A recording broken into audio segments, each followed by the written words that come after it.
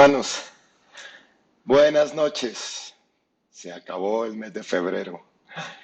Estoy realmente impresionado cómo está pasando el tiempo de rápido.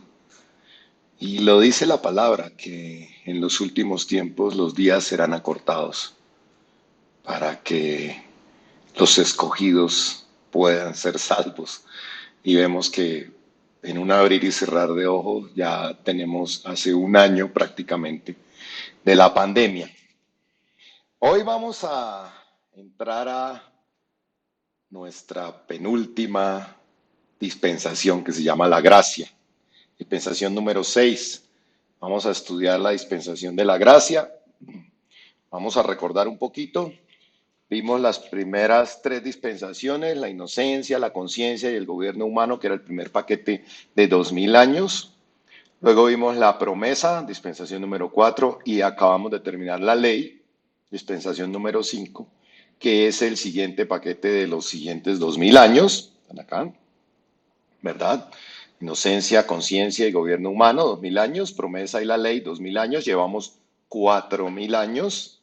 Ahora vamos a ver la gracia, que entendemos y lo hemos visto desde el principio, que son 2000 años de gracia, para luego tener la segunda venida de nuestro Señor Jesucristo y empezar la última dispensación, que es el milenio, que es básicamente, como lo llaman algunos predicadores, las vacaciones del cristiano, porque es cuando ya Jesucristo viene a reinar durante 1000 años en la tierra, cumpliéndose así los 7000 años que hemos hablado, que básicamente es el patrón que vemos en todas las cosas. 6 días de trabajo para crear la tierra, 6 días de trabajo, perdón, para crear la tierra, un día de descanso el séptimo. 6 días de la semana, un día de descanso el domingo. Igual, entonces vemos que son 6000 años que representan 6 días y un milenio que representa el día que falta para completar los 7 días, que son el número de la perfección de lo que significa, digamos que la historia humana, por decirlo así. Entonces vamos a estudiar hoy la gracia, vamos a ver varios tópicos. La gracia la vamos a estudiar durante varias sesiones.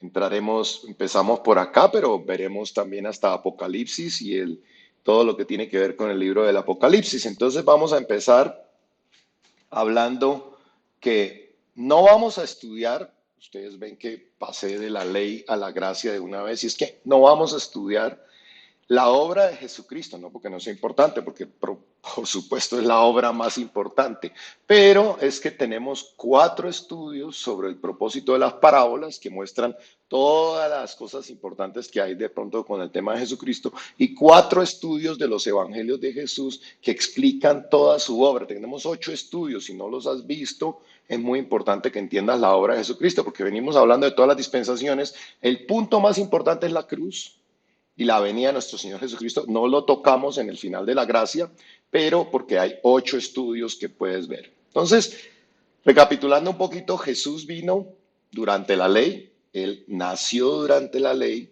Él nació bajo la ley, vivió bajo la ley, cumplió toda la ley, fue a la cruz, murió y resucitó.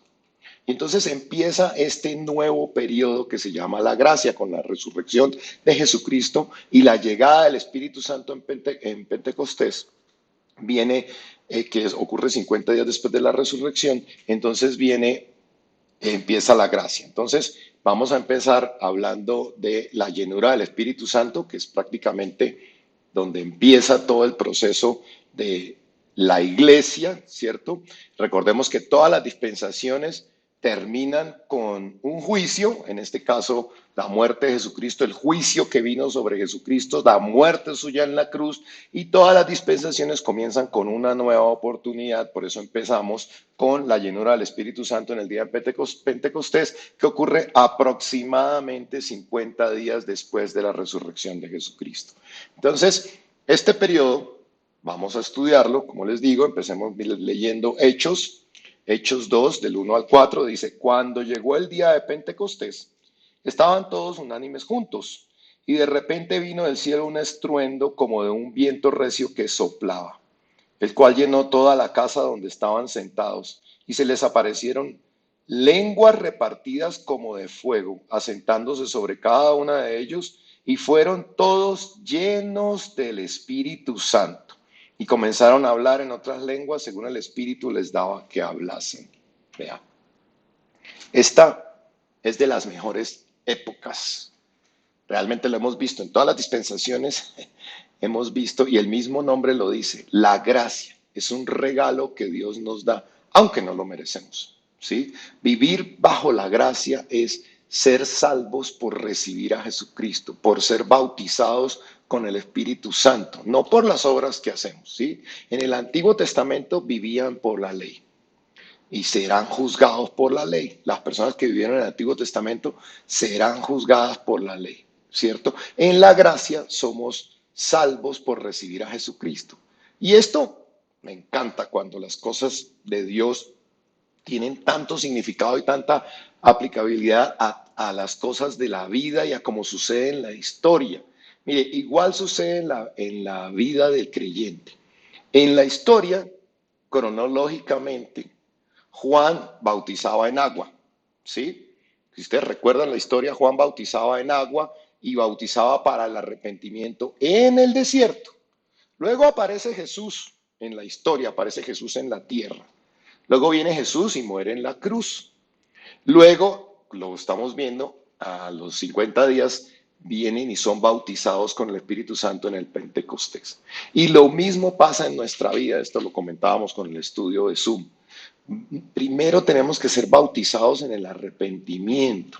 Luego tenemos que dar ese giro de 180 grados y volvernos a Jesús y aceptar ese sacrificio que Jesús hizo en la cruz y luego si somos bautizados con el Espíritu Santo. Entonces ustedes ven que lo que pasa cronológicamente en la historia pasa exactamente en nuestra vida. Y vemos que hay un antes y un después. También lo veíamos con el grupo de estudio que tenemos por Zoom. Hay un antes, después, y en la historia de la humanidad hay un antes de Cristo y un después de Cristo. Y en nuestra vida es igual, debe verse un antes de Jesús y un después de Jesús. Eso tiene que manifestarse y verse en la vida del creyente, ¿sí? Antes de recibir a Jesús vivíamos separados de Dios. Es como si viviéramos bajo la ley. Fíjense, es como si viéramos, cuando no hemos llegado a los pies de Jesucristo, es como si viviéramos condenados a través de la ley, como si viviéramos en la dispensación 5, porque nadie es capaz de cumplir la ley. Pero cuando recibimos a Jesús, cuando hacemos todo el proceso este que les acabo de contar del nuevo nacimiento, primero empezando con el arrepentimiento, porque si no hay arrepentimiento no podemos hacer todo el proceso del nuevo nacimiento. Entonces, cuando recibimos y hacemos todo el proceso del nuevo nacimiento, entonces empezamos a vivir por la gracia.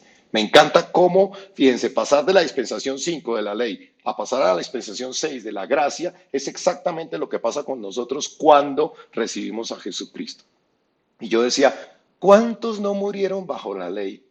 Y esto por solo acercarse a Dios sin la reverencia que se merecía. O sea, tenemos bastantes historias durante el tiempo de la ley que las personas se acercaban sin la reverencia. Acuérdense que había un lugar santísimo donde solo el sumo sacerdote podía entrar y nadie podía entrar y nadie podía acercarse sin la debida reverencia.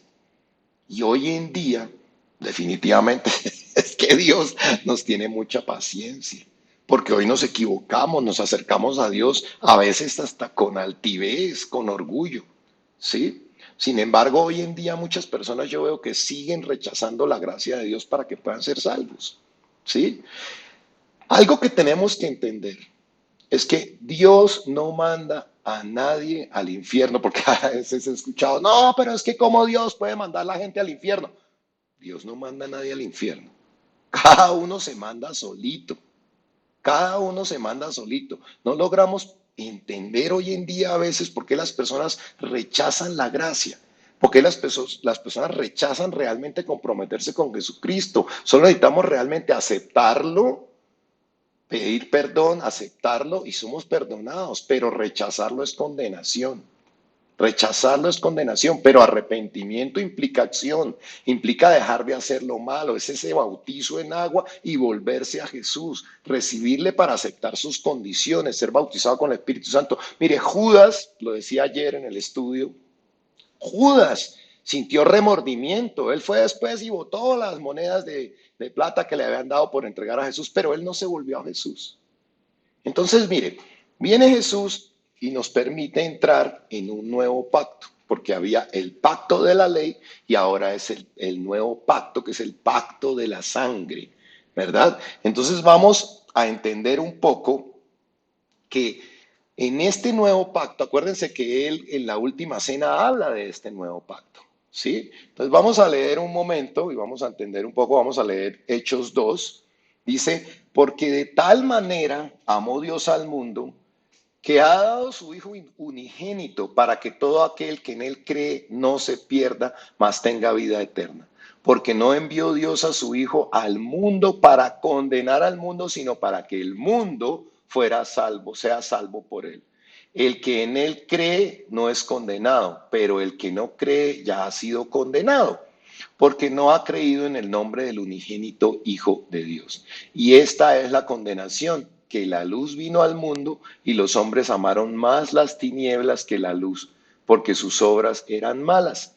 Porque todo aquel que hace lo malo aborrece la luz y no viene a la luz, para que sus obras no sean reprendidas. Mas el que practica la verdad viene a la luz para que sea manifiesto que sus obras son hechas en Dios. Entonces, miren, pónganme atención. El nuevo pacto es la demostración más grande de amor de parte de Dios. Pero las personas aún quieren ir al cielo estando en pecado. Las personas quieren ir al cielo estando en rebeldía. Y nuevamente, fíjense, lo hemos visto a través de todas las dispensaciones, nuevamente Dios hace un pacto con el hombre para que pueda tener vida eterna, para que pueda estar con el hombre en toda la eternidad. Pero depende de nosotros, depende únicamente de nosotros, porque la puerta está abierta. Jesús vino y abrió la puerta, ¿sí? Y el que quiera puede entrarlo y no sufrir las consecuencias del juicio final. Pero el que no quiera, pues se quedará por fuera del arca. ¿Se acuerda del arca de Noé? Y yo digo, ¿a qué padre no le molesta que sus hijos estén en rebeldía? Y yo digo, ¿a qué hijo no le damos todo cuando son obedientes y cuando cumplen con sus responsabilidades? Pero si desobedecen, viene la correa, viene la chancleta de mamá, todo el juicio viene sobre él, ¿sí? Y es que mire como dice, mas el que practica la verdad viene a la luz para que sea manifiesto que sus obras son hechas en Dios. ¿Cuántas personas no están invitadas a acercarse cada vez más a Dios? Pero ¿sabe qué pasa? He entendido que algunas personas, primero, el que dice que Dios no existe es porque no quiere tener que darle cuentas a nadie.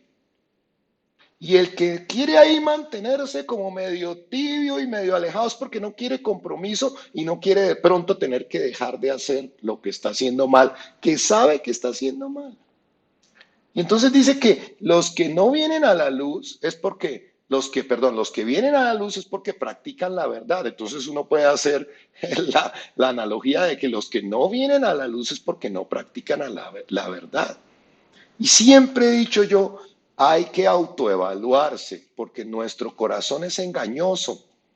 Podemos creer que estamos bien, pero puede no ser así. Esto nos pasa a todos. A mí, a todos los que estamos en el camino, nos pasa. Todos los días hay que autoevaluarse. Porque el corazón es engañoso, el corazón del hombre. ¿Usted han visto algún soberbio que de entrada diga, ay, sí, es que yo soy soberbio? Ninguno. Porque nos cuesta darnos cuenta. Por eso necesitamos de la palabra de Dios que es clara y que nos es como espada de doble filo, y así es la verdad, y nos pone con los pies en la tierra, ¿sí? Y es que claramente dice que los que están alejados de la luz no practican la verdad. Si tú miras a tu alrededor, puedes ver muchas personas que no quieren acercarse a la luz, no quieren pasar tiempo con Dios. Y realmente, mire, como decía la palabra, no vino Jesucristo para condenar al mundo. Cuando Dios te muestra algo, Él no es para condenarte, sino para que tú puedas corregir esas cosas. Entonces, aquí en la tierra, mientras estás aquí en la tierra y no te lleves una sorpresa cuando llegues a la presencia de Dios. Entonces, si estás tibio y te tienes que dar cuenta mientras estás en la tierra que estás tibio, entonces tienes la oportunidad de calentar tu relación con Dios antes de que tengas que ser vomitado por Dios, como dice la palabra en Apocalipsis. Ahora lo vamos a leer, mire, y yo decía, bueno, vamos a hacer alguna regla como para poder medir. Jesús, pues era 10 en temperatura. Sus discípulos, pues 9 en temperatura. Yo digo, bueno, los pastores de las iglesias son 8 en temperatura. Nosotros nos esforzamos por leer la Biblia todos los días. Quien lee la Biblia todos los días, quien ora todos los días, podremos ser 7 en temperatura. Ya estamos rayando la tibieza. De ahí para abajo, 6. 6 es tibio. Y vamos a verlo en Apocalipsis qué pasará con los tibios. Yo sé todo lo que haces y sé que no eres frío ni caliente. Como quisiera que fueras frío o caliente, pero como eres tibio y no frío ni caliente, te vomitaré de mi boca. Increíble. El creer por creer no sirve. Recordemos el ejemplo que les he puesto del ejercicio. Yo puedo creer que hacer ejercicio es bueno, pero si no hago ejercicio no sirve de nada. Yo puedo creer que tomar 2 litros de agua es bueno, pero si no tomo 2 litros de agua, de nada me sirve. Tiene que manifestarse que lo que yo creo se vea, porque la fe, dice la palabra, sin obras es muerta. Entonces yo puedo confesar algo con mi boca, pero si no doy testimonio de lo que estoy diciendo con mi boca, no es suficiente. Tiene que ser manifiesto, como dice la palabra, para que se manifieste que sus obras vienen de Dios. Se debe poder ver, ser visible. Y mire, leí una historia que me gustó mucho, la historia del rey y la isla. Leí una historia en un libro que narraba esta historia y entonces dice más o menos así, que había un rey malo, póngame cuidado, que había un rey malo en una isla que había tomado prisioneros a los habitantes de la isla. Nosotros somos los habitantes de la isla y la isla es la tierra. Y este rey malo, ahí lo ven quién es. Y este rey tenía esclavos a los habitantes de esta isla y los tenía haciendo trabajos que no debían y los tenía viviendo oprimidos. Este rey malo tenía oprimido a toda la gente, pero había un rey bueno, como siempre, había un rey bueno, mucho más poderoso que este rey malo. Y este rey fue a la isla y venció a este rey malo. Jesús vino a la tierra porque la tierra está en poder de Satanás. Y Jesús vino a la tierra y lo venció. Venció a Satanás en la cruz. Y entonces las cárceles donde este rey malo tenía encarcelados a los habitantes de la isla, donde los tenía prisioneros, estas cárceles fueron abiertas. Las cárceles fueron abiertas. Entonces, ahora las personas que estaban en cárceles tenían la puerta de su cárcel abierta. Sin embargo, para poder ser libres, pues cada habitante tenía que salir de su propia cárcel, porque a ti te abren la puerta de la cárcel y tú tienes que salir de la cárcel, ¿verdad? Y entonces, ¿cómo era salir de la cárcel? Pues dejar de comportarte como habitante encarcelado. ¿Y cómo nos comportamos como habitantes encarcelados? Pues es que somos prisioneros del pecado cuando pecamos. Entonces tenemos que dejar el pecado y salir de la cárcel. Entonces Jesús ya abrió las puertas de la cárcel, pero nos corresponde a nosotros cortar esa relación con el pecado y salir de la cárcel. Y entonces mire la historia cómo se pone. Entonces el rey bueno prepara un ataque fulminante porque va a destruir totalmente el reino del rey malo y a todos sus súbditos. Pero se requiere que los humanos salgan de sus cárceles y vengan a la orilla de la isla, pues para que puedan subir a los botes de los barcos, a los barcos para que sean rescatados, porque va a haber una gran destrucción de la isla, está pronosticado en Apocalipsis, va a haber una gran destrucción. Y esta destrucción acabará con el rey malo, ¿sí? Si no, póngame cuidado acá. Sin embargo, hay humanos que prefieren quedarse en sus cárceles. Y todo humano que prefiera quedarse en su cárcel, sufrirá el mismo ataque y las mismas consecuencias que el rey malo, porque el ataque ya está listo. Lo único que tienen que hacer los habitantes es salir de su cárcel, ir hasta la orilla para subir a los botes, ¿cierto? Porque esos botes ya están ahí. El bote ya está, Jesús está ahí con la cruz. Dios preparó todo eso para que pudiéramos subirnos a los botes, ¿sí? De esta manera, cuando subimos al bote, cuando venga la destrucción de la isla, entonces no seremos afectados, ¿cierto? Pero entonces yo leía en esta historia que la situación era complicada porque hay cuatro tipos de personas. Y entonces vamos a ver los cuatro tipos de personas que hay. El primer tipo de personas son los amorosos. Son esas personas que salieron de la cárcel y quieren correr a los botes, quieren ya irse en el arrebatamiento o lo que sea, que venga ya el juicio, pero pues tratan de convencer a sus familiares porque que no quieren salir de la cárcel, porque tienen gente a su alrededor que no quiere salir de la cárcel. Entonces tratan de convencerlos por amor a ellos. Se esfuerzan, intentan convencerlos para que salgan y para que vayan a los botes, ¿sí? Sin embargo, pues algunos no escuchan y están decididos a quedarse en la isla. ¿Cuántas veces no invitamos a las personas para que oigan de la palabra de Dios, para que conozcan de la palabra de Dios, para que estén listos para tomar los botes? Y a veces las personas no quieren. Luego hay otro tipo de personas, y entonces esos son los egoístas o los indiferentes. Y entonces estas personas son los que ya salieron de la cárcel, si estos no se quedaron en la cárcel, ya salieron de la cárcel, conocen la palabra, pero pues no les importa la suerte de los familiares que aún están adentro. Y aunque los ven confundidos, los ven perdidos, saben que están engañados y saben de pronto que no entienden cómo salir, pues al parecer estas personas lamentablemente van a ser abandonadas porque sus familiares no les importa lo que pase. Serán abandonados a su suerte porque sus familiares son indiferentes, no les hablan y no les comparten de la palabra de Dios.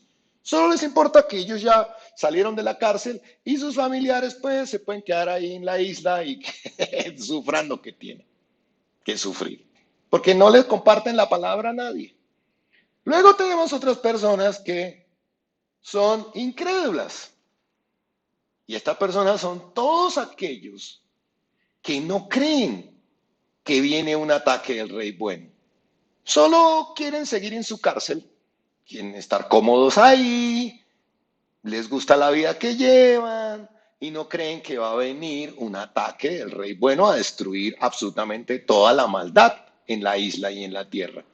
Entonces, como que no les importa, y yo como que no creo, están hablando ahí como cosas raras, estos no, como que no sé de qué están hablando, estos como que se les chispoteó y están medio locos. Y estos son los incrédulos, que escuchan, no creen, no les importa y ya. Y luego hay un cuarto grupo que son los súbditos del rey malo. Estos sí anhelan hacer lo malo. Estos en su corazón quieren servir al rey malo y prefieren estar realmente donde están. Los otros eran incrédulos, los otros no saben, están confundidos, no tienen ni idea, han sido engañados por el rey malo y todavía de tanto tiempo están en la cárcel, no saben cómo salir. Pero estos sí, lo tienen claro. Miren, en estos días yo les compartía un video de las cosas que están pasando satánicas. Y yo les dije la vez pasada, la otra vez, hay iglesias satánicas ahora y hay gente que va y sabe que está adorando a Satanás. Y hay gente que sabe que está haciendo lo malo y no le importa. Estos son los súbditos del rey malo que quieren quedarse ahí. Yo hoy quiero preguntarte, ¿qué tipo de persona eres tú de estos cuatro? ¿Los que estás preocupado y eres el amoroso? ¿O eres el indiferente? ¿O eres el incrédulo? Y bueno, no creo que seas el súbdito del rey malo, ¿verdad?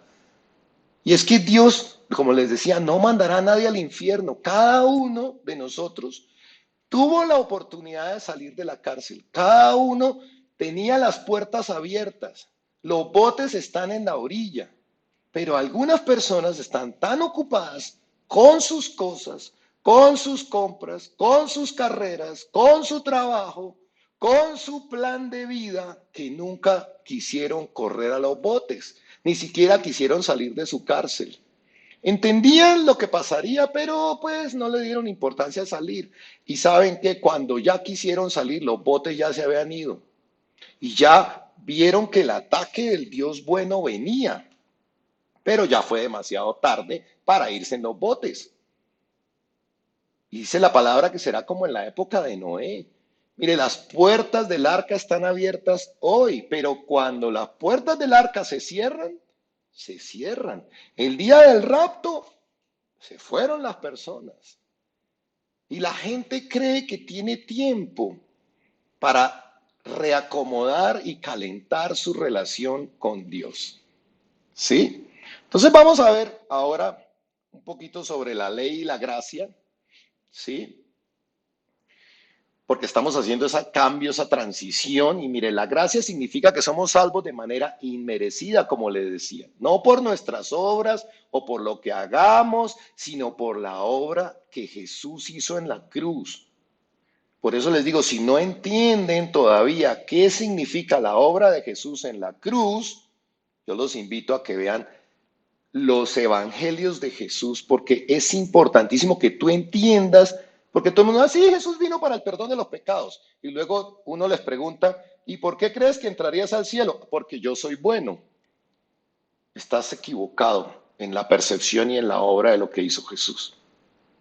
Entonces, la gracia es inmerecida. Jesús pagó por nosotros y esto lo explico realmente ahí. Nosotros fuimos salvos o somos salvos ahora por gracia, por recibir a Jesucristo. No porque no pequemos, porque nos seguimos equivocando, pero hay una diferencia grande que tienes que entender. Ahora, eso no significa que no tengas que y te olvides de los mandamientos. El mismo Pablo le decía, no te puedes poner a pecar ahora porque entonces te estás engañando tú mismo. Entonces no has recibido el Espíritu Santo. No significa que tú dices, ah, sí, yo recibo a Jesucristo y entonces sigues haciendo lo malo, porque te estás engañando tú mismo. No puedes pecar y pecar sin importancia. Jesús lo dijo claramente. Veamos cómo lo dijo Jesús. Mateo 5, 10, 17, 20. No penséis que he venido a abrogar la ley o los profetas. No he venido a abrogar, sino para cumplir. Porque de cierto os digo que hasta que pasen el cielo y la tierra, ni una jota, ni una tilde pasará de la ley y hasta que todo se haya cumplido. De manera que cualquiera que quebrante uno de estos mandamientos muy pequeños, así enseña a los hombres muy pequeños, será llamado al reino de los cielos. Mas cualquiera que los haga y los enseñe, este será llamado grande en el reino de los cielos. Porque os digo que si vuestra justicia, o sea, la manera de comportarnos, no fuere mayor que la de los escribas y los fariseos, no entraréis en el reino de los cielos. Lo dijo Jesús. Gracia significa que ahora no caemos muertos, fulminados cuando fallamos, pero debemos aún esforzarnos por buscar la santidad. Gracia significa que recibimos de Dios ese poder. Cuando recibimos el Espíritu Santo, recibimos ese poder para poder comportarnos de manera adecuada porque buscamos de Dios para hacer cosas que antes no podíamos hacer. Pero igual es nuestra responsabilidad salir de la cárcel e ir hasta los botes. A la mujer adúltera en la ley la mataban a piedra. Ahora con la gracia Jesús nos da oportunidades. Esa es la gracia. Pero la santidad hay que buscarla. El Señor te dice, levántate, vete, pero no peques más. Y es que por amor es que se guardan los mandamientos. Un esposo, lo he dicho, es fiel a su esposa, no porque le toca. Qué feo sería que uno le dijera a la esposa, no, pues a mí me toca hacerte fiel, pero tantas mujeres en la calle, me toca hacerte fiel porque, no, yo soy fiel porque amo, porque quiero demostrar, ¿verdad?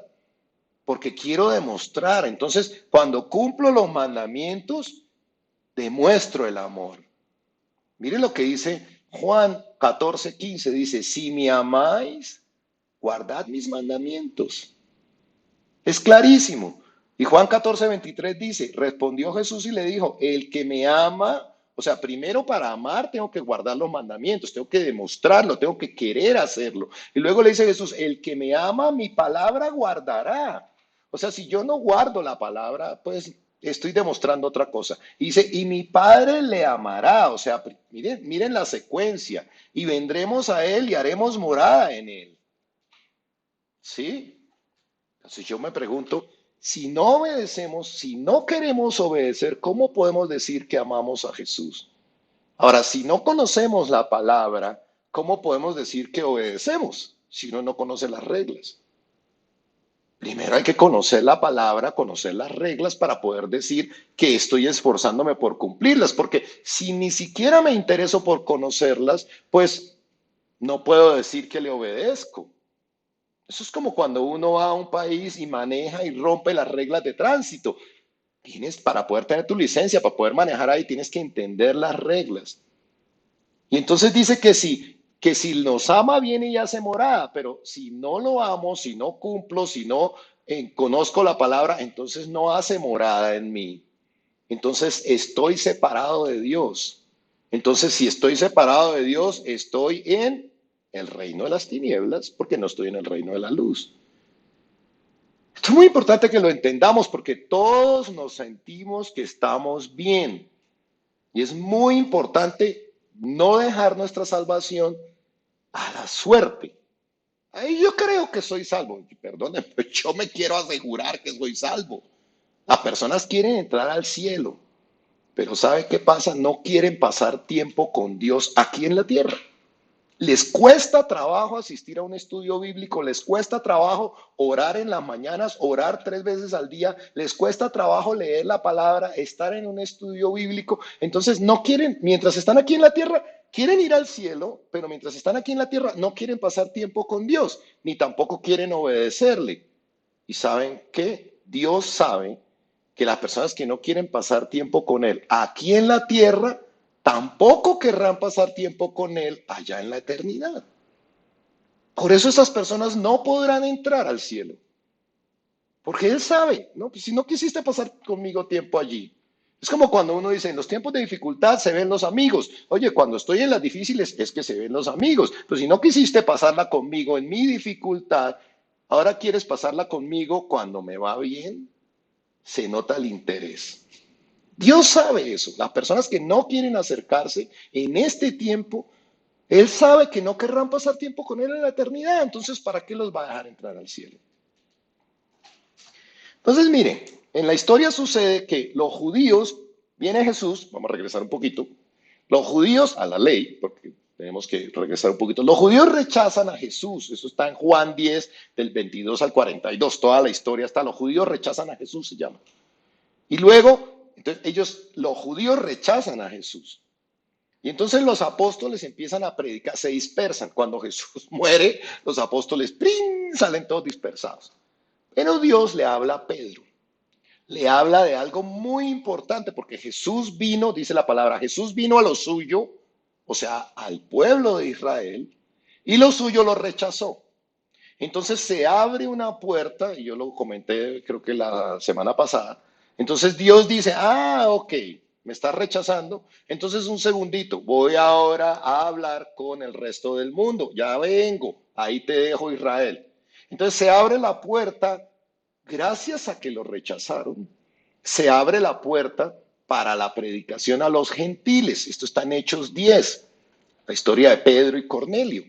Cornelio era un centurión romano. Entonces, mire, a raíz de esa negativa de los judíos, Dios dice, bueno, pues ahora le voy a hablar al resto del mundo y voy a hablarles a ellos para que ellos también sean salvos. Y entonces por eso es que se predica el evangelio a las personas que no eran judías, como quien dice a los gentiles. Vamos a leer Hechos 10, dice, en Cesarea vivía un hombre llamado Cornelio. Esta es la historia donde empieza todo el evangelio, se empieza a dar hacia los gentiles, que era centurión del regimiento conocido como el italiano, o sea, él era romano. Él era romano. Cornelio era un hombre piadoso y temeroso de Dios, lo mismo que toda su familia, pues ayudaba mucho a la gente con dinero y siempre oraba a Dios, pero no era judío, ¿sí? Entonces Pedro recibe una visión, viene un manto del cielo y entonces recibe una visión y Dios le dice, dale el evangelio a las demás personas. Y por su parte, Cornelio también recibió una instrucción directamente de Dios de ir a buscar a Pedro. Y entonces así cuando se encuentran, Pedro sabe que todo venía de Dios, porque por ambos lados le comprobaba. Y entonces Pedro va hasta la casa de Cornelio. Vea, y para los judíos ir a la casa de un gentil, eso era abominación, pero Dios le había dado la instrucción y pues mucho menos a la casa de un romano, ¿sí? Y veamos cómo pasa en Hechos 10, 25 y 26, cómo sigue la historia. Cuando Pedro entró, salió Cornelio a recibirle, ya entonces está llegando Pedro a predicarle y postrándose a sus pies, Cornelio se postra a los pies de Pedro, le adoró. Miren lo que pasa. Mas Pedro le levantó diciendo, levántate, pues yo mismo también soy hombre. Me gusta esta actitud de Pedro, de que nadie se arrodilla ante él. Y es que no debemos adorar a nadie, absolutamente a nadie que no sea nuestro Señor Jesucristo, por más autoridad religiosa. Pedro, ¿quién era? Pedro. O lo que represente aquí en la tierra. Pedro era el enviado de Dios para Cornelio. Pero miren cómo hace él. Él no permite que Cornelio se arrodillara ante él. Eso es una actitud correcta de humildad de Pedro, de saber que la gloria y la honra es únicamente para Jesús, que la gloria y la adoración es únicamente para Dios. Pero hay personas que al contrario les gustan que los adoren. Hay personas que les gustan que la gente los adore a ellos. Y miren la actitud tan humilde y qué enseñanza tan grande nos da Pedro para ver hoy en día muchos predicadores que les gustan que se les arrodillen. Entonces tenemos que ver los frutos, lo manifiesto de las obras. Entonces Pedro llega y ora por la familia que está ahí y todos reciben el Espíritu Santo. Veámoslo más adelante, Hechos 10, 44, 45, dice, mientras aún hablaba Pedro estas palabras, el Espíritu Santo cayó sobre todos los que oían el discurso. O sea, es la primera vez que el Espíritu Santo se derramaba sobre personas que no eran los judíos. Y los fieles de la circuncisión que habían venido con Pedro, o sea, los judíos que estaban con él, se quedaron atónitos de que también sobre los gentiles se derramase el don del Espíritu Santo. Este es un momento muy, muy importante en la historia, porque el Evangelio de Jesús se abre para los que no eran judíos. La salvación se abre para todo el mundo. Los gentiles, o sea, nosotros, porque nosotros somos gentiles, nosotros no somos judíos, nosotros no somos el pueblo de Dios, nosotros somos la iglesia, ¿sí? Y entonces aquí es cuando esta entidad de la iglesia empieza a crecer. Y vamos a ver un punto importantísimo, un personaje que todos conocemos, que es la conversión de Pablo, pero no sé si ustedes lo conocen como se llamaba antes. Entonces vamos a estudiar un poco la conversión de Pablo, ¿sí? Resulta que había un hombre que se llamaba Saulo de Tarso, él no se llamaba Pablo. Y curiosamente, este señor perseguía a los apóstoles. De hecho, él estaba en la muerte de Esteban. Y este señor tiene un encuentro con Jesús durante un viaje a Damasco. Y vamos a ver la muerte de Esteban. Mire, dice, para que vean, ahí estaba Pablo, ahí estaba Saulo, porque no era Pablo todavía. Dice, y echándole fuera de la ciudad, le apedrearon, están apedreando a Esteban, a uno de los apóstoles. Y los testigos pusieron sus ropas a los pies de un joven que se llamaba Saulo, o sea, ahí estaba Saulo, que era el que perseguía a los apóstoles.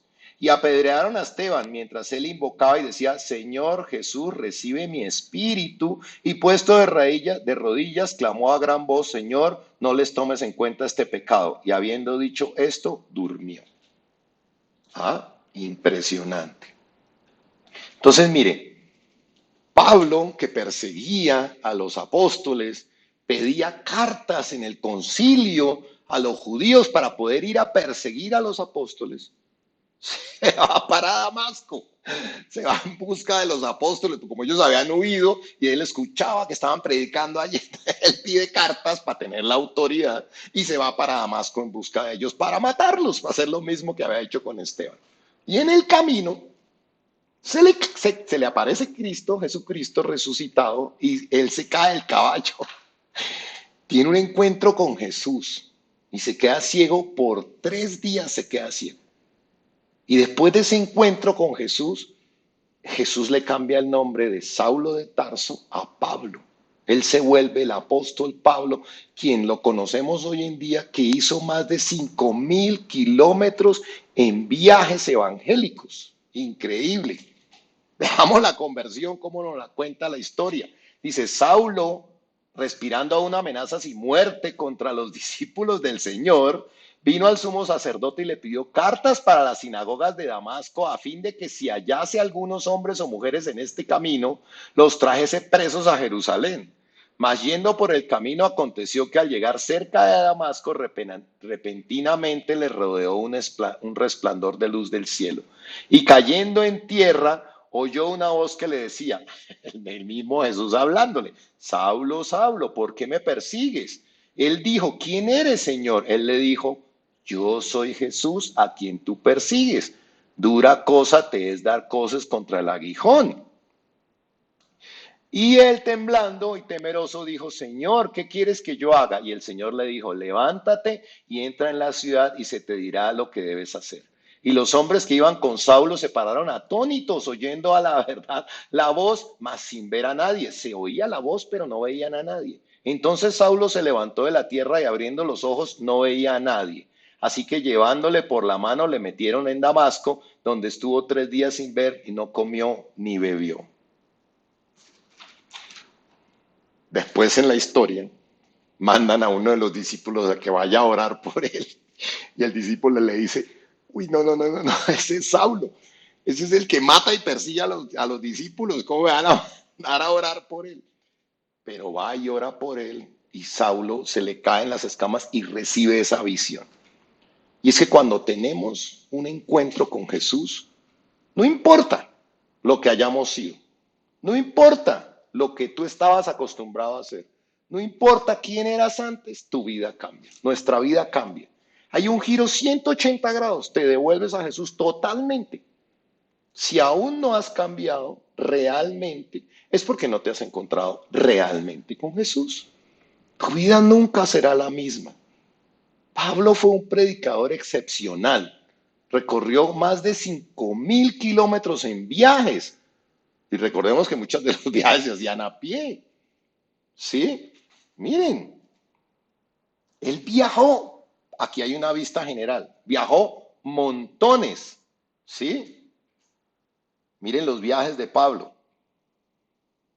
Fundó iglesias en Roma. Fundó iglesias en Corintios, en Galicia, en Efeso, en Filipo. Escribió la mayoría de los libros del Nuevo Testamento. Dedicó toda su vida y su obra al Señor Jesucristo. Y gracias a su compromiso, mira, ahí podemos ver un poquito dónde está. Mira, ahí se ve Filipos arriba, Tesalónica, todos los libros a las iglesias. Mira, ahí está Corintios en el 22. Todas las iglesias que fundó porque tuvo un compromiso real con Jesucristo. Y gracias a ese compromiso, muchas personas oyeron el Evangelio. Ahí están nuevamente todos los viajes. Muchas personas oyeron el Evangelio. Estamos en el tiempo más grande del amor de Jesucristo para con nosotros. Aún nosotros somos evangelizados por las cartas que escribió Pablo. Es tiempo de que Dios cambie tu nombre. Si tú eres rebeldía, ahora tu nombre va a ser obediencia. Si tú eres mujeriego, tu nombre ahora es fidelidad. O sea, Dios nos cambia la naturaleza. Tenemos que predicar y hablar el evangelio para que haya ese cambio en las personas. ¿Sí? Dios nos ama y vino y murió por nosotros Jesucristo, aun cuando nosotros estábamos en rebeldía, aun cuando nos éramos declarados enemigos de Dios, porque cuando estamos en rebeldía del rey somos enemigos. Por eso a Jesús se le llama príncipe de paz, porque él vino a traer paz entre nosotros y Dios. Aun siendo nosotros pecadores, él fue a la cruz. Antes de que nosotros decidiéramos aceptarle, él ya había ido a la cruz por nosotros, para que nos entregáramos a Él y fuéramos salvos. Y es que hoy en día muchos dicen, ah, sí, sí, sí, yo sé que Dios es misericordioso y cuando esté enfrente de Él, Él me perdonará. Yo te digo hoy, si eres de los que piensas así, Dios es tan misericordioso que mandó a su Hijo único a morir para que todos tengamos la oportunidad, mientras estamos aquí en la tierra, de salvarnos. Cuando ya hayamos muerto, ya no es el momento de arrepentirse y buscar de Jesús. Dios es tan misericordioso que le está dando hoy en día la oportunidad a todos, aun cuando están en su contra, aun cuando son rebeldes, son enemigos del rey, de ser salvos. Pero una vez llegamos a la presencia de Dios, porque dice la palabra, está escrito que el hombre muera una vez y luego viene el juicio. Una vez llegamos delante del juez, se debe dictar sentencia. Y si no fuiste a la cruz, si no has abrazado a la cruz, entonces, si no fuiste a los botes, no tendrás cómo salir de la isla. No tendrás quien pague por tus faltas, tendrás que pagar tú mismo. Todo lo que pide el tiempo de la gracia es creer en Jesús, es recibirle y obedecerle. Y de ahí en adelante, pin, vida eterna, estás en paz ya con Dios. Pero tenemos que nacer de nuevo, tenemos que alejarnos del pecado. Ya vivimos en el tiempo de la gracia, pero también aplican los mandamientos. Acuérdense que no han sido abolidos. Tenemos que esforzarnos por cumplirlos. Vamos a mirar algo muy importante porque estamos en el principio del fin. Esto es algo, juego de palabras, ¿no? Ya, el principio del fin, ya estamos ahí. Y vamos a leerlo en Mateo. Dice, Mateo 24, dice, y todo esto será el principio de dolores. Entonces os entregarán a tribulación, os matarán y seréis aborrecidos de todas las gentes por causa de mi nombre. Muchos tropezarán, entonces se entregarán unos a otros y unos a otros se aborrecerán.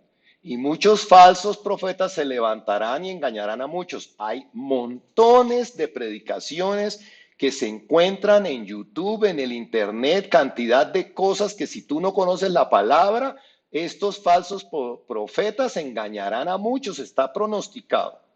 Y por haberse multiplicado la maldad, que si ustedes piensan en la época de nuestros abuelitos, la maldad que había y la maldad que hay hoy, es increíble cómo se ha multiplicado la maldad. Por haberse multiplicado la maldad, el amor de muchos se enfriará. Mas, ¿quiénes serán los que son salvos? El que persevere hasta el fin, éste será salvo. Y será predicado este evangelio del reino en el mundo para testimonio a todas las naciones, y entonces vendrá el fin. Hoy en día se encuentra el evangelio por todos lados. La maldad se ha multiplicado montones. El pacto ya lo conocemos. Algunos lo siguen rechazando. Muchos pasarán de caliente a tibio. Y otros pasarán de tibio a más tibio y casi frío. Hay quienes quieren vivir todo esto alejados de Dios y yo a veces no lo entiendo. Es tiempo de esforzarnos. Cuando llegó el diluvio, no se abrió la barca después para que los que no quisieron arrepentirse antes de llover pudieran entrar. Veamos Mateo 24:30, dice, entonces apareció la señal del Hijo del Hombre en el cielo, y entonces, ¿qué pasará? Lamentarán todas las tribus de la tierra y verán al Hijo del Hombre viniendo sobre las nubes del cielo con poder y gran gloria, y enviará a sus ángeles con gran voz de trompeta y juntarán a sus escogidos de los cuatro vientos desde un extremo del cielo hasta el otro. El rapto, por si no sabes, el arrebatamiento, la iglesia sale de la tierra junto con todos los que tenemos en el corazón a Jesús. Imagínate ahora que hay tanta maldad. Después del rapto, que seremos entregados a tribulación, dice, pasarán cosas más terribles. Cuando ocurre el rapto, la maldad va a reinar sobre toda la tierra. Jesús nos advierte que esto será como en los tiempos de Noé. Y entonces no podemos estar despreciando las advertencias. Es importante que conozcamos las advertencias. Vamos a leer Mateo 24 dice, más como en los días de Noé, así será la venida del Hijo del Hombre, porque como en los días antes del diluvio, ¿qué pasaba? Estaban comiendo y bebiendo, casándose y dándose en casamiento, hasta el día en que Noé entró en el arca, y no entendieron hasta que vino el diluvio y se los llevó a todos. Así será también la venida del Hijo del Hombre. Entonces estarán dos en el campo, el uno será tomado y el otro será dejado. Dos mujeres estarán moliendo en un molino, la una será tomada y la otra será dejada. Jesús ha estado con los brazos abiertos en la cruz. No creas que cuando Jesús cierre los brazos, los vamos a abrir otra vez. Eso es un error grave. Las personas piensan que tendrán una oportunidad más adelante. Los botes ya se fueron. Cuando venga el rapto, cuando llegue la venida, que lo acabamos de leer, el uno será tomado y el otro será dejado. El que se quede, tiquití. La gracia es ahora. Este es el tiempo de recibir a Jesús. Quienes lo rechacen perdieron su oportunidad. ¿Quién le abrió la puerta a los que se estaban ahogando en el diluvio? Nadie. ¿Quién defendió a los israelitas cuando llegaron los babilonios? Nadie. Cuando viene el juicio de Dios, viene el juicio de Dios. Y no hay nada más que hacer. Cuando vino el juicio de Dios sobre Sodoma y Gomorra, vino el juicio de Dios sobre Sodoma y Gomorra. Cuando vino el juicio de Dios sobre Egipto, vino el juicio de Dios sobre Egipto. ¿Y qué hubiera pasado si no hubieran colocado la sangre en los dinteles de la puerta? Habrían muerto sus primogénitos. No era que, ay, es que estuve ocupado, sabes que no tuve tiempo del cordero y pintar esa vaina ahí en los dinteles. Pues bueno, se te murió tu hijo. El tiempo es ahora. Tenemos que santificarnos cada vez más, estar totalmente seguros que estamos calientes y que nos iremos en el rapto. ¿Quién quiere perderse la salvación? Hay algunos que quieren quedarse con el anticristo en la tribulación. Yo digo, imagínense el diablo metido en un ser humano. Si ustedes piensan que Hitler fue cruel, ahora imaginen estos tiempos donde no habrá nada que detenga la maldad. Cuando estudiemos el Apocalipsis vamos a entender qué es todo lo que pasará. Ahora no sabemos cuándo pasará, pero sabemos que está cerca y tenemos que estar preparados. Y aquí vamos a ver, yo sé que algunos han visto este logo de un programa de televisión, que el verano está cerca. Obviamente dice winter is coming. Entonces vamos a leer Mateo, porque hay una parábola, la parábola de la higuera. Dice, de la higuera aprended la parábola. Cuando ya su rama está tierna y brotan las hojas, sabéis que el verano está cerca. Así también vosotros, cuando veáis todas estas cosas, conoced que está cerca, a las puertas. De cierto os digo que no pasará esta generación hasta que todo esto acontezca. Velad, o sea, no se queden dormidos, velad, porque no sabéis a qué hora ha de venir vuestro Señor. Pero sabed esto, que si el padre de familia supiese a qué hora el ladrón habrá de venir, velaría y no dejaría minar su casa. Por tanto, también vosotros estad preparados, cuidado, porque el Hijo del Hombre vendrá a la hora que no pensáis. Miren, los discípulos estaban preocupados por el final de los tiempos y le preguntan a Jesús, bueno, dinos cuándo será esto. Y él les dice, mire, algunas cosas están sucediendo y lo veremos más adelante realmente. Pero Jesús habla con una parábola que nos guía. Nadie sabe ni el día ni la hora. Pero dice, cuando salimos a la calle vemos el cielo cargado de nubes y sabemos que va a llover. Y él le decía a los fariseos que acaso no saben distinguir el tiempo, le dice a los fariseos, salen a la calle y ven que hay nubes y dicen, ay, va a llover. Saben distinguir el tiempo y no saben distinguir las señales de la llegada del Mesías, les decía él. Veamos Lucas. Dice, decía también a la multitud, cuando veis la nube que sale del poniente, luego decís, agua viene y así sucede. Y cuando sopla el viento del sur, decís, hará calor y lo hace. Hipócritas, ¿sabéis distinguir el aspecto del cielo y de la tierra? ¿Y cómo no distinguís este tiempo? ¿Cómo es posible que los fariseos no estuvieran preparados? Todas las profecías anunciaban a Jesús.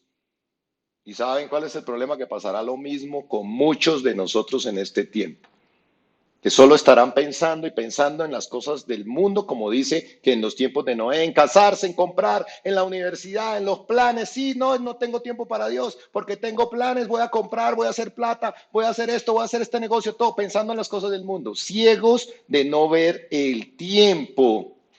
Jesús dijo que será como dolores de parto. Cuando vienen las contracciones, sabemos que la mamá entró en proceso de parto.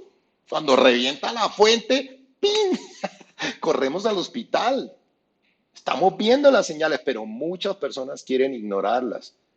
Yo te pregunto, ¿ignorarías tú si tu esposa está embarazada o si tú estás embarazada? ¿Ignorarías el rompimiento de tu fuente?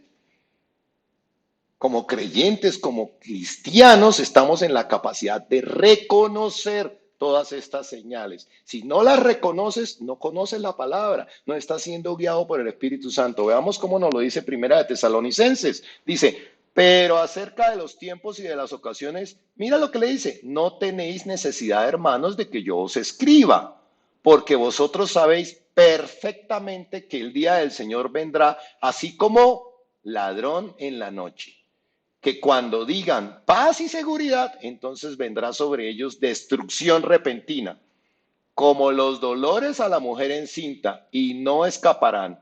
Mas vosotros, hermanos, no estáis en tiniebla para que aquel día os sorprenda como ladrón, porque todos vosotros sois hijos de luz e hijos del día, no somos de la noche ni de las tinieblas. Por tanto, ¿qué debemos hacer? No durmamos como los demás, sino que velemos y seamos sobrios, pues los que duermen de noche duermen y los que se embriagan de noche se embriagan. Pero nosotros somos del día, seamos sobrios, haciéndonos vestido con la coraza de fe y de amor y con la esperanza de salvación como yelmo. Entonces, vea, mira lo primero que les dice, no tenéis necesidad que yo os escriba, porque vosotros sabéis perfectamente que el día del Señor vendrá así como ladrón en la noche. Estamos en capacidad de discernir sobre los tiempos.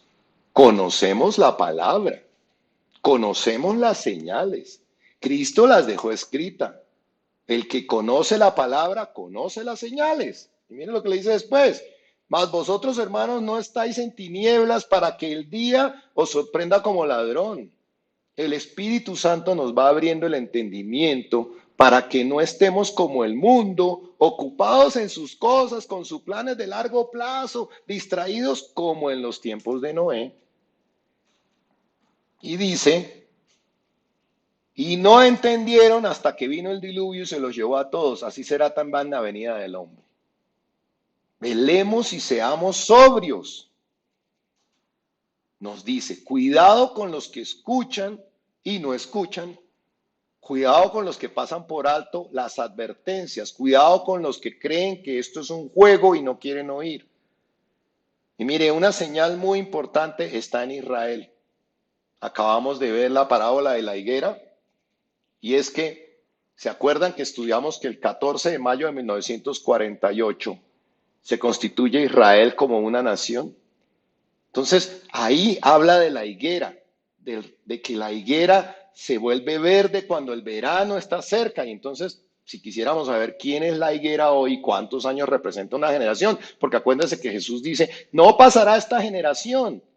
Cuando la higuera se pone verde, el verano está cerca y no pasará esta generación hasta que vean la venida del hombre. Entonces, si uno mira a Oseas para entender quién es la higuera, dice, como uvas en el desierto, allá Israel, como la fruta temprana de la higuera en su principio y vi a vuestros padres. Cristo compara a Israel con dos árboles, la vid y la higuera. Y es interesante que la higuera es el último árbol en florecer en el año. Cuando Israel vuelva a reverdecer, cuando vuelva a ser nación, después de casi 2000 años sin ser nación, estando dispersados por todo el mundo, estando perseguidos, hasta que por fin brotan las hojas, entonces el verano está cerca. Y veamos cómo lo habla de él, también hablando de Israel, cuando lo compara con la parábola estéril, porque no dio fruto cuando él vino.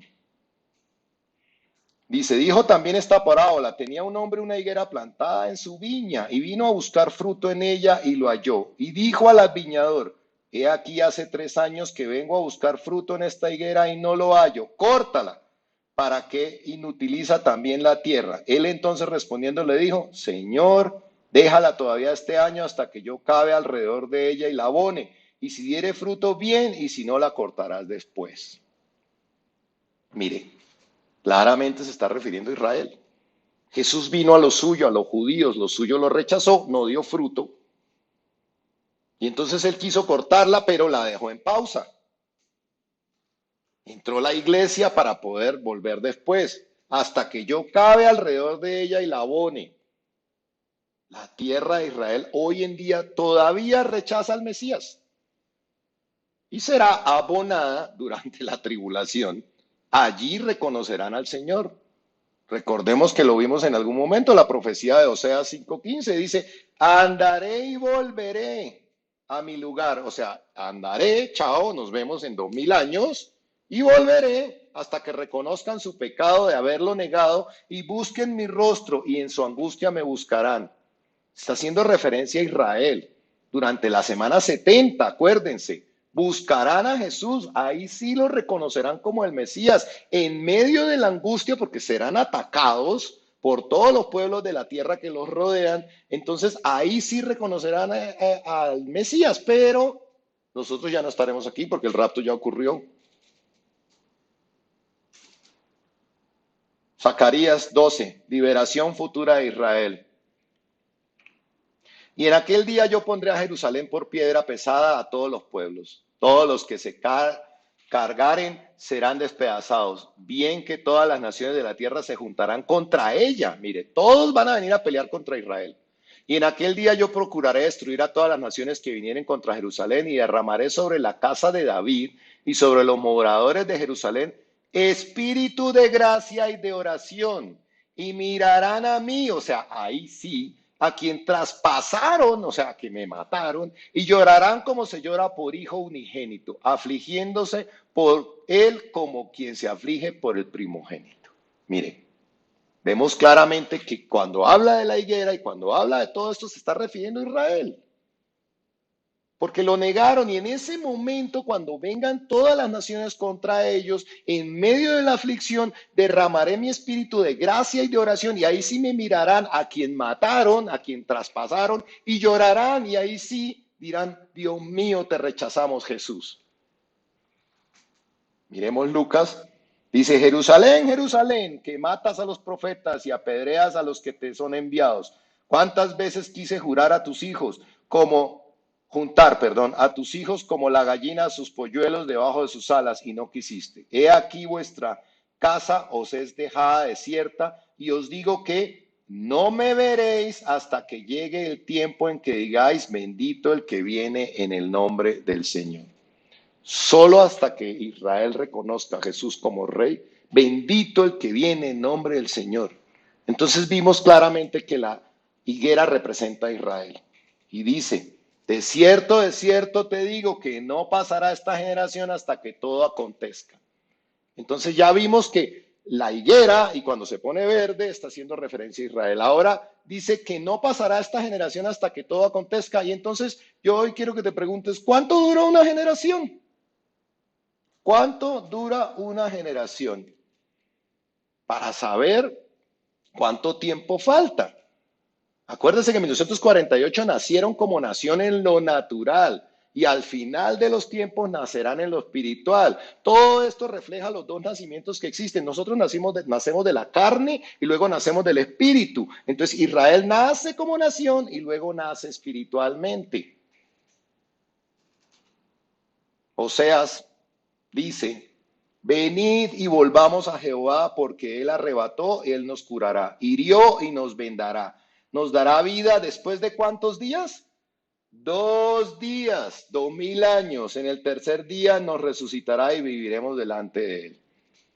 Entonces falta una generación. ¿Desde cuándo? 1948. Entonces miremos un poquito datos históricos de cuánto dura una generación. Aquí les traje más o menos entre 80 y 82 años como máximo. Entonces, si Israel nació de la carne como nación en 1948 más 82 años da el 2030. Podemos estar esperando más o menos que el Señor Jesucristo venga a la tierra en el 2030, pero acuérdense que hay que quitarle 7 años de tribulación. O sea, el rapto puede estar aproximadamente entre el 2023. Nadie lo sabe. Solo sabemos que el verano está cerca. Solo sabemos que el verano está cerca. Bueno, hermanos, pasamos un poquito, pero es muy importante este tema. Estamos a punto de que sucedan todas estas cosas que están profetizadas. Y es muy importante que tomemos conciencia. Vamos a orar.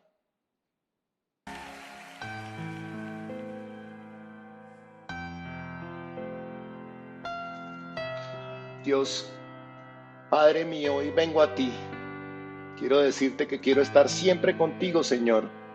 Ayúdame a vivir en esa santidad, Señor. Bautízame con tu Espíritu Santo. Derrama de tu gracia, Señor. Quiero entrar en este nuevo pacto contigo. Dios, ayúdame a tener esa conversión genuina. Que mi conversión se manifieste a través de mis obras, Padre. Tú eres mi Redentor, Señor. Quiero tener esa relación diaria contigo, Padre. Leer tu palabra, tener comunión con tu Santo Espíritu. Hoy me postro delante de ti, Señor. Quiero que mi vida sea un altar. Quiero vivir en santidad. Toma ese lugar tuyo en mi corazón, Señor. Entrónate en mi corazón. Que mi vida refleje el altar. Quiero adorarte cada día y vivir en esa santidad, Señor. Porque tú eres santo, santo, santo.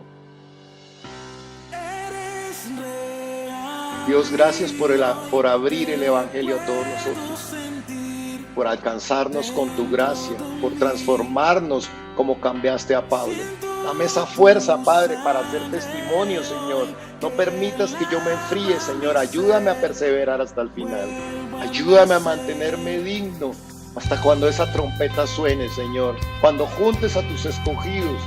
Abre mis ojos, Dios. Toca mi ser hoy. Ayúdame a entender los tiempos que estamos viviendo, porque tú eres el único que puede guiarme. Sé que el verano está cerca y que tu regreso está pronto, Dios. Ayúdame a mantenerme caliente. No permitas la tibieza en mí. Ayúdame a velar y a ser sobrio. Que el ladrón no me sorprenda. Yo quiero mantenerme día y noche en unidad contigo, Señor, en comunión contigo. No permitas que sea como esa higuera estéril, Señor. Ten misericordia de mi familia, Padre. Que ellos den fruto en sus vidas y que tu presencia se haga visible en cada uno de nosotros. Sé que en esta generación veremos tu regreso, Dios. Somos afortunados de tenerte. Ayúdanos a serte fiel hasta el final. No permitas que ninguno de nosotros y ninguno de nuestros familiares se pierda. Tu palabra, Señor, dice que el camino de la perdición es ancho y que el camino de la salvación es angosto. Ayúdanos a caminar por el camino angosto. No queremos caminar como caminan todos, Señor. Abre mis ojos para saber si estoy caminando mal. Ten misericordia de mí, Dios, y de mi familia, Padre. Hermanos, reflexionemos sobre esto. Los tiempos están cerca. En todas partes se está predicando lo mismo. Todas las señales están dando. El Evangelio se está predicando. El tiempo está cerca. El verano está cerca. Dios los bendiga. Nos vemos en 8 días.